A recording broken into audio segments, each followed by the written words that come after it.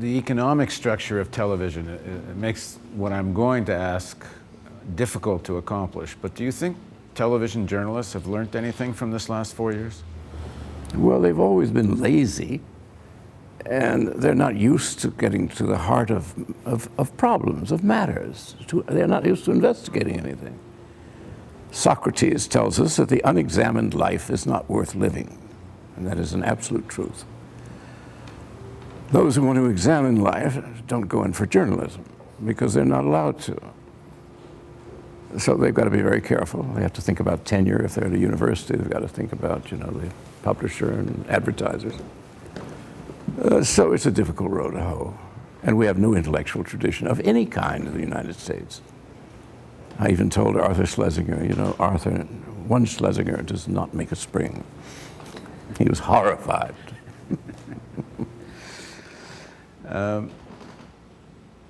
What do you think is the significance of what we're trying to do? Well, I'm all for it. I wouldn't be sitting here today if I didn't like the notion. And it's apt to catch on. It's when the news starts to break how 2 presidential elections, 2000, 2004, were stolen. And the New York Times would not review the book written about it by Congressman Conyers, nor Washington Post, nor Wall Street Journal. The great instruments of news were silent. Well, they're saying we don't give a goddamn about the United States. Just stew in your own juice. Leave us alone. We have corporate figures to add up now, and we have certain things we want to put in place. And, we may have a couple of candidates for you dum-dums, but you probably won't like them. I've been around the ruling class all my life, and I've been quite aware of their total contempt for the people of the country. And the Republican machine became so good at transmitting its own feelings about the world to the enemy, to the liberals. Once any of the right wing hear what I just said, they'll say, oh, the liberals have always hated America. We know that. They despise family values because they're only interested in gangbangs and drugs and so forth. This is the way they deal. And whenever they have a real coward running for president, like Bush himself, and you have a hero like Kerry, he's a coward. Didn't you know that? We got 5 guys who were in Vietnam with him. What they do is whatever is their transgression, whatever are their faults, they lie and apply it to the other person. That confuses everything.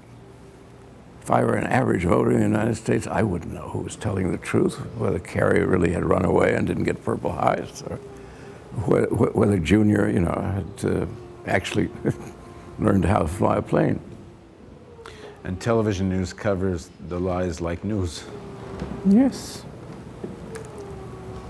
It has a lock on it.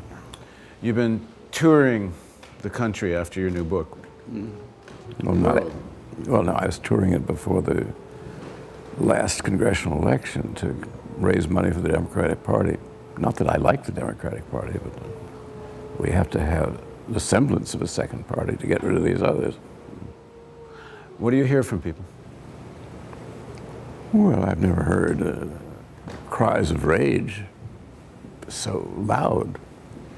It's whether I'm in New Mexico or West Virginia. I've covered the whole country right now.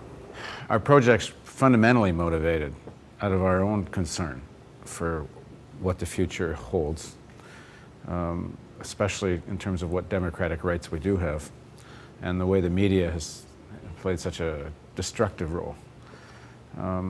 What do you think is the potential for what we're doing? What do you make of the project? Well, the potential is enormous.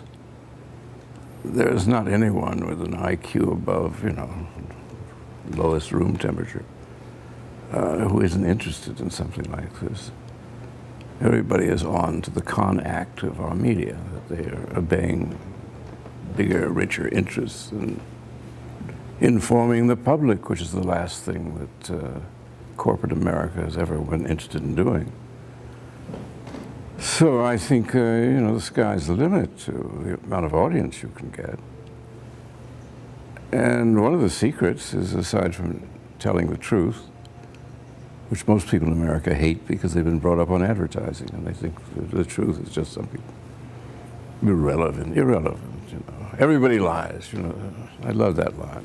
So it's all right to steal the election. Well, that isn't what the world's about. And I think it's really come down to, we're going to be blown up one of these days. We have now acquired so many enemies with so much power in the world. Well, they're going to take a couple of cracks at us. I would rather have the real news here telling us, well, just where it was they struck, where it is intelligence says they may strike again, and maybe why they're doing it. We blew up their mosque. We killed their president, or whatever it was that set them off.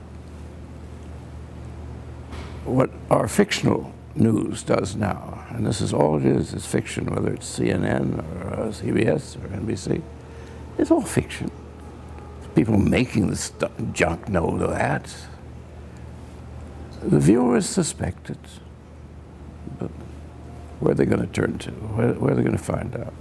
They can't all go out and get a subscription to The Nation, which would help straighten them out, at least in print. So you're going to be the only alternative, and the word will start to spread.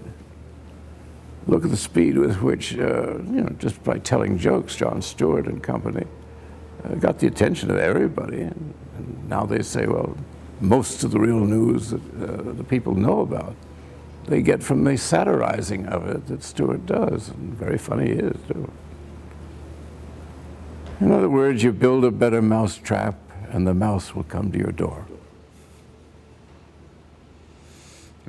Thank you.